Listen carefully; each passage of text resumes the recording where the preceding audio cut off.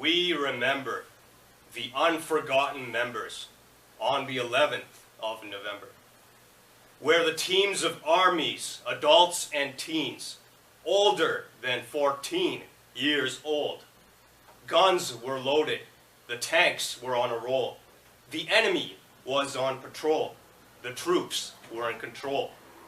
Victory was the goal. Every bullet hole had others digging holes to cover, because those bullets hit hard like boulders, but they did their best to withstand and hold. Throughout the war, they became much bolder. They were spirits caught in battle. You can call them soldiers. They were enrolled to strategically use their minds or lose their soul. They signed a contract. Then they walked on the track. They were intact. In fact, nothing could distract them. They made a pact to make an impact. Their ammunition was packed. To battle for Canada, they had his back. Once they headed out, though, they did not know if they would head back. It was an entry to no man's land, black, where they would roam alone. Meanwhile, their wives and kids were worried sick back home. Didn't know when the wounds would swell. Things weren't swell, because they fell into war zone where they met hell. As they wore a helmet and green-brown suits with a pair of boots, divided themselves, then regrouped, recouped. With such precision, they had to shoot. And it was not smooth sailing like a parachute.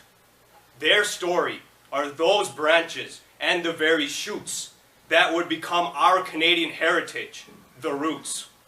This was not mere recruitment, but a sheer pursuit. They were entitled to face the title.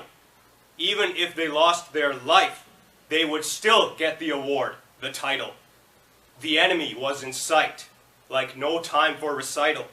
They held their rifles that released gunfire, full rounds in cycles. So many bullets and grenades to dodge, guns to dislodge. The lieutenants were in charge of their camouflaged entourage. They gave the command for when to charge. The battle waged on as they gained points like a salary, wage, but to find out that they paid the price like they were fined, charged. To protect Canada, they took the intense heat, purchased death, and left behind the receipt. But that did not mean defeat. This was the most noble deed of all. Yes, indeed. They did it for you. They did it for me. It was so that we Canadians could be freed. As legends, they left a legacy. They marched, they ran, while following a soldier's mandate. They had to ensure that they were equipped and up to date, acting on behalf of Canada, like representing candidates. Today, there are also surviving veterans with who many of us can relate.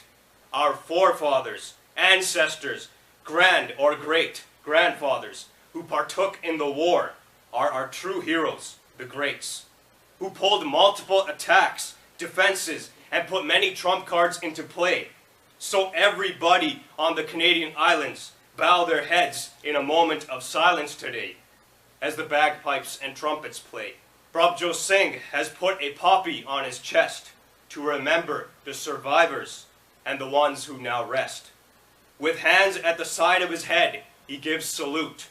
On Remembrance Day, this was his tribute. Thank you.